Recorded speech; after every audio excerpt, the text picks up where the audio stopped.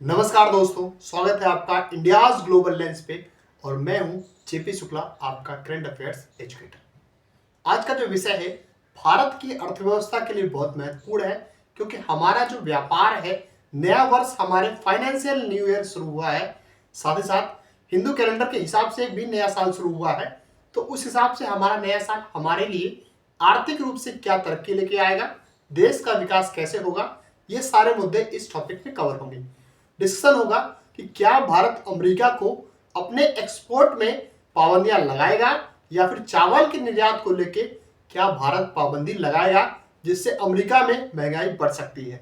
क्योंकि हालिया अगर आप अनाउंसमेंट्स की बात करो तो डोनाल्ड ट्रंप, जो कि अमेरिका के राष्ट्रपति हैं, उन्होंने घोषणा करी है कि 2 अप्रैल 2025 से दुनिया के सभी देशों पर रेसिप्रोकल टैरिफ लगाए जाएंगे।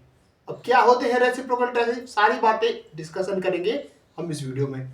साथ ही साथ कुछ अन्य इंपॉर्टेंट महत्वपूर्ण खबरों पर डिस्कशन होगी, जैसे हालिया हूती जो विद्रोही संगठन है यमन का, उस पर अमेरिका ने कैसे हमले किए हैं, ईरान को कैसे धमकी दे रहा है अमेरिका, किसी भी तरीके से समझौते के लिए मान जाओ, नहीं तो तुम्हारी हालत हूती और हिजबुल्लाह से भी बुरी कर देंगे।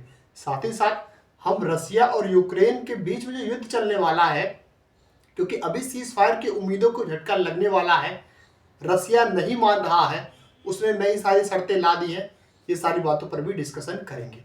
मैं चाहूंगा अगर आप नए हैं तो इंडियाज ग्लोबल लेंस को पहले आपको सब्सक्राइब करना चाहिए। स्टार्ट करते हैं। टॉपिक क्या है, जैसा कि हम सभी को पता है 2 अप्रैल 2025 से यूएस के रेसिप्रोकल टैरिफ लगने वाले हैं। अब क्या होते हैं ये टैरिफ?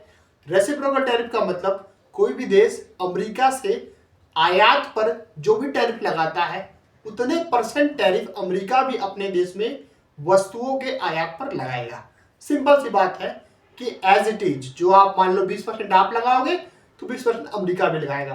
पहले ऐसा नहीं था। पहले अमेरिका किसी प्रोडक्ट पे 1%, 2%, 3% ऐसे टैरिफ लगाता था, जबकि बाकी देश उसके ऊपर 50%, 100% ऐसे टैरिफ लगाते थे। सबसे बड़े एक्सप्लॉइटर जो थे वो कनाडा, मेक्सिको, चाइना, ये सारे देश थे। इन सारे देशों ने लार्ज स्केल पर अपने प्रोडक्ट्स अमेरिका में डंप किए हैं, चाहे वो डेयरी के प्रोडक्ट हो, चाहे वो एग्रीकल्चर हो, चाहे वो ऑटोमोबाइल हो, और कई तरीके से प्रोडक्ट। तो अब इससे हमारे देश को क्या नुकसान होने वाला है? क्योंकि भारत और अमेरिका का जब निर्यात होता है, जब भारत अमेरिका को वस्तु बेचता है, तो भारत को लगभग 45 बिलियन अमेरिकी डॉलर का फायदा होता है। ठीक है, हमें जब अमेरिकी मार्केट का एक्सेस मिलता है, तो जो हमारे मेन एक्सपोर्ट्स हैं, जैसे कि फार्मा, एग्रीकल्चर और साथ ही साथ आईटी, ये 3 सेक्टर्स में हमें काफी फायदा मिलता है। इसके अलावा जो हमारे सी फूड के एक्सपोर्ट्स हैं, वो भी अमेरिका में काफी हद तक ज्यादा होते हैं। लेकिन जब मार्केट कॉम्पिटिटिवनेस की बात करो, तो अब भारतीय प्रोडक्ट इतने सस्ते हैं कि मान लो 25% टैरिफ उन पर लग भी जाएगा। अब उन्होंने 25% टैरिफ की बात करी है, रेसिप्रोकल टैरिफ की बात करी है, तो वो इतने महंगे नहीं होंगे कि अमेरिका में नहीं बिक सके। दूसरी बात क्या कि जैसे कभी भी कोई सामान का दाम अगर बढ़ता है, मान लो सरकार ने किसी चीज पे टैक्स लगा दिया, 100 रुपए का सामान बिक रहा है, 18% का टैक्स लगा दिया, तो 18% जो सामान बनाता है, जो सामान बेचता है, कभी भी वो अपने नुकसान नहीं सहता। नुकसान कौन सहता है? कंज्यूमर या फिर उपभोक्ता। तो ये जो टैरिफ लग रहे हैं, एक्स्ट्रा पैसा लोगों को देना पड़ रहा है, ये असल में अमेरिका की जनता को देना पड़ेगा और नुकसान उनकी पब्लिक का होगा। तो मतलब हमारे जो एग्रीकल्चर के एक्सपोर्ट है, मेनली चावल के एक्सपोर्ट, उन पे कोई खास असर नहीं पड़ेगा। क्यों? क्योंकि हमारे ऑलरेडी इतने सस्ते हैं कि थोड़े अगर महंगे भी होते हैं तो लोग लेंगे। दूसरी बात, अगर अमेरिका नहीं मानता, हमारे पास बहुत आसान सा ऑप्शन है, क्योंकि मिडिल ईस्ट के कंट्रीज जो हैं, चाहे सऊदी अरेबिया हो, यूएई हो, ईरान हो, ओमान हो, जॉर्डन हो, सब हर भारतीय चावल के, खास तौर पे बासमती चावल के दीवाने। अब बासमती चावल की डिमांड इतनी ज्यादा है क्योंकि उनके यहाँ बहुत लार्ज स्केल पर बिरयानी लोग खाते हैं। हमारे इंडिया में भी बहुत सारे लोग बिरयानी खाते हैं, तो बिरयानी के लिए चावल बहुत जरूरी है। साथ ही साथ बहुत सारे लोगों को पसंद आता है फ्राइड राइस खाना, और भी बहुत सारी डिशेस बनती हैं चावल की। भारत इंडोनेशिया में चावल का बहुत लार्ज स्केल पर निर्यात करता है। साथ ही साथ अफ्रीकन कंट्रीज में बहुत, चूंकि वहां पे भूख की बहुत समस्या है, वहां के देश बहुत अमीर नहीं है, लेकिन चूंकि वहां पे फूड की बहुत शॉर्टेज है, तो भारत का जो फूड मार्केट है अफ्रीका में बहुत अच्छा जाता है। हमारे पास अगर इतना चावल है तो हम चाहे तो अमेरिका के स्थान पे अफ्रीका में बेचना शुरू कर दें, हमें तो कोई खास फर्क नहीं पड़ने वाला। लेकिन दिक्कत किसको आएगी? दिक्कत आएगी अमेरिका को। उनके पास कोई और एक तरह से इंपोर्टर नहीं बचेगा जो इस प्राइस में और इतनी अच्छी क्वालिटी का चावल उनको दे सके। दुनिया में बासमती चावल के उत्पादन में नंबर 1 पे भारत है और पाकिस्तान है। सबसे अच्छी क्वालिटी का चावल यहाँ मिलता है। साथ ही साथ दुनिया में जो चावल का बास्केट कहा जाता है, rice basket of the world, वो इंडिया है। बताओ, सबसे ज्यादा चावल हम ही प्रोड्यूस करते हैं, सबसे ज्यादा चावल हम ही बेचते हैं। तो भैया हमसे नहीं लोगे तो किससे लोगे? हमारा सामान महंगा करोगे तो हम तुम्हारा भी तो महंगा करेंगे। अब सोचो, दुनिया में 3 चीजें ऐसी होती हैं जो आपकी जरूरत की सबसे महत्वपूर्ण चीजें मानी जाती है। जैसे मान लो किसी को भोजन चाहिए तो उसके लिए चावल और गेहूं चाहिए, वो हमारे देश में होता है। कोई चावल गेहूं नहीं खाता है तो सी फूड खाएगा, वो भी हमारे देश में बहुत होता है, हम एक्सपोर्ट करते हैं। इसके अलावा कोई नॉनवेज खाता है तो उसके लिए जो हमारे देश का जो नॉनवेज इंडस्ट्री है, मीट का एक्सपोर्ट है, बीफ का एक्सपोर्ट है, इन सब में भारत नंबर 1 है। डेयरी के एक्सपोर्ट में भारत बहुत लार्ज स्केल पर तरक्की करता है। अब मान लो कोई बीमार पड़ गया तो उसको क्या जरूरत पड़ेगी? उसको बीमारी में दवाई की जरूरत पड़ती है, तो दुनिया में सबसे अच्छी और सबसे सस्ती क्वालिटी की दवाई भी हमें बनाते हैं। तो अगर आप हमसे नहीं लोगे तो आप किससे लोगे? अब 100 रुपए के सामान 500 में लेना है तो ले लो, नुकसान तो तुम्हारी पब्लिक को होगा, तुम्हारी अर्थव्यवस्था को होगा। जिस चीज को बचाने के लिए तुम इतना प्रयास कर रहे हो, अमेरिका के राष्ट्रपति, परेशान हो जाओ। इसलिए अभी भी समय है, भारत पे लगाने वाले टैरिफ पे पुनर्विचार करना स्टार्ट कर दो। ये महत्वपूर्ण विषय है कि भारत का जो भी चावल एक्सपोर्ट है, भारत अपना यूरोपियन कंट्रीज में डाइवर्सिफाई कर सकता है, रसिया को बेच देगा। और चाइना भी हमारा पड़ोसी है, तो उससे भी हमारे रिश्ते थोड़े अच्छे हो रहे हैं, तो हम उसके यहाँ डंप कर देंगे। तो भारत को कोई टेंशन की बात नहीं है, कितना भी टैरिफ लगा लो आप, हमारी इकोनॉमी इतनी स्टेबल है कि हम अपनी इकोनॉमी को आसानी से डाइवर्सिफाई कर सकते हैं। हमारा जो 50 लाख मीट्रिक टन का निर्यात है, पिछले साल बताया जा रहा है, उसको 2030 तक लगभग 100 मिलियन टन के आसपास करने की घोषणा हमारे जो पीयूष गोयल जी हैं, वाणिज्य मंत्री, उन्होंने की है। हमारा उम्मीद है कि इतने में हम करेंगे 2030 तक निर्यात। अच्छा, ये तो हो गई चावल की बात। और जो एग्रीकल्चरल एक्सपोर्ट है उसको भी बढ़ाने के लिए भारत सरकार लार्ज स्केल पर प्रयास कर रही है। गवर्नमेंट सब्सिडीज कैसे दे सकती है, गवर्नमेंट कैसे चीजों को, क्रॉप साइकिल को या फिर इंश्योरेंस वगैरह के माध्यम से इम्प्रोवाइज कर सकती है, उसमें भी भारत बहुत काम कर रहा है।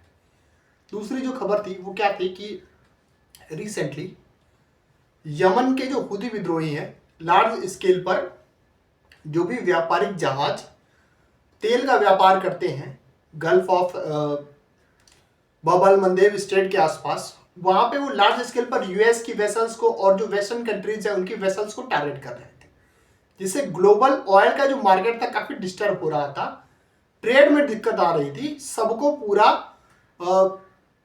यूरोप से एशिया में ट्रेड करने के लिए पूरा चक्कर काट के अफ्रीका का आना पड़ रहा था।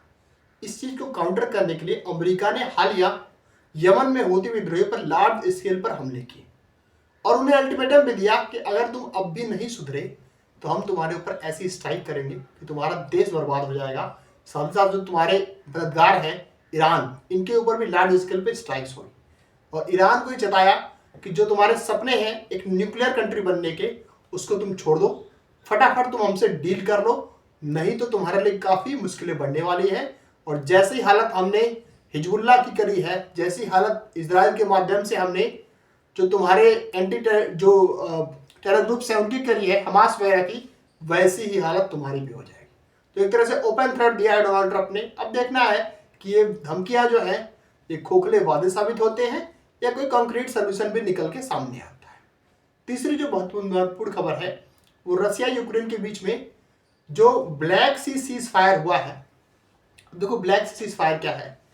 रसिया को बार बार ये लोग एक तरह से कह रहे हैं कि किस तरीके से आप 30 दिन का सीज फायर कर लो, लेकिन उसकी शर्तें हैं कि किसी भी तरीके से आप यूक्रेन को बोलो कि यूक्रेन नेटो कभी नहीं ज्वाइन करे, साथ ही साथ अपनी कंट्री को डीमिलिटराइज करे। मतलब क्या, मिलिट्री जो है उसको एक तरह से बंद कर दे, कोई भी वहां पे सेना वेना ना रहे, तभी हम जाके सीज फायर करेंगे। अब बताओ, इससे कौन मानेगा कि किसी भी देश का स्वाभिमान कितना भी वो होगा, आर्मी किसी देश की स्वायत्ता का मेन वो होता है, ठीक है। अब किसी भी देश की आर्मी ही बंद कर दोगे आप, तो उसको कैसा लगेगा? तो एक एब्सर्ड लॉजिक था। तो रसिया भी नहीं चाह रहा कि किसी भी तरीके से वो डोनाल्ड ट्रंप की शर्तों पे समझौता वगैरह करे। तो हालांकि उसने क्या किया कि जो एनर्जी की इंपॉर्टेंट साइट्स हैं या फिर ट्रेडिंग की साइट्स हैं, जैसे कि ब्लैक सी में कुछ रूट्स हैं जहाँ पे वो गेहूं वगैरह का एक्सपोर्ट करते हैं, तो उनको उसने कुछ दिन के लिए 30 दिन के लिए एग्जाम कर रखा है। बाकी वो फुल फ्लेजेड सीज फायर के मूड में नहीं है, क्योंकि वो अपर हैंड में है ऑलरेडी। बाकी यूरोपियन देश बहुत परेशान है कि आप इतना लेवरेज क्यों दे रहे हो रसिया को, लेकिन उनकी भी मजबूरी है, वो क्या कर सकते हैं। अगर रसिया नहीं मानता है तो आप क्या करोगे अल्टीमेटली? आप जंग तो उससे लड़ नहीं सकते, क्योंकि जैसे ही नेटो इन्वॉल्व होगा दुनिया में बहुत सारी दिक्कतें आएंगी, थर्ड वर्ल्ड वॉर भी हो सकता है। तो इस वजह से ट्रंप बिल्कुल अपने ही जाल में फंस गए हैं। वो चाह रहे हैं किसी भी तरीके से रसिया समझौता कर दे। अब इसके लिए उन्होंने धमकी भी दी, कहा कि अगर मान लो रसिया सीज फायर के लिए नहीं मानता है तो हम क्या करेंगे, हम सेकेंडरी टैरिफ लगाएंगे ऐसी कंट्रीज पे जो रसिया से तेल खरीदते हैं। अब सेकेंडरी टैरिफ क्या होता है कि जैसे मान लो कि इंडिया ने रसिया से तेल खरीदा और वो तेल कहीं भी अन्य जगहों पे यूज किया या फिर बेचा वगैरह, तो भारत में प्रतिबंध लग सकता है। तो इससे क्या होगा कि रसिया के जो ऑयल एक्सपोर्ट्स है वो घटेंगे और उनकी इकोनॉमी को हिट होगा। पर रसिया ने भी कह दिया कि तुमने इतने सेंसर ऑलरेडी लगा रखे हैं कि इससे कुछ होने वाला है नहीं, तो एक तरह से ब्लैबरिंग है, कोई खास इस पर आउटकम नहीं आने वाला। साथ ही साथ एक और महत्वपूर्ण खबर थी कि हमारे जो पड़ोसी देश म्यांमार है उसमें बहुत ही भयंकर और भयानक अर्थक्वेक आया रिसेंटली, जिसमें लगभग 2000 से ऊपर लोगों की जान चली गई। और मौत का आंकड़ा भी क्लियर नहीं हुआ, लेकिन एक अनुमान है कि 2000 से ऊपर लोगों की जान चली गई। लार्ज स्केल पर जान माल का नुकसान हुआ, कई सारे लोग डिस्प्लेस हो गए। भारत सरकार का उसमें जो प्रयास था बहुत सराहनीय था। भारत सरकार ने लार्ज स्केल पर वहाँ पे सहयोग, सहायता, मदद, एनडीआरएफ की टीम में बहुत सारी चीज़ें, किट वगैरह सब भेजी है, जो कि जो हमारी नेबरहुड फर्स्ट पॉलिसी है उसका एक बहुत पॉजिटिव और अच्छा एग्जाम्पल है। साथ ही साथ जो हमारी एक्ट ईस्ट पॉलिसी है उसको भी काफ़ी हद तक इंसेंटिवाइज और प्रायोरिटाइज कर रहा है। तो ये कुछ महत्वपूर्ण खबरें थी। एक खबर रह गई जो मैं बताना भूल गया।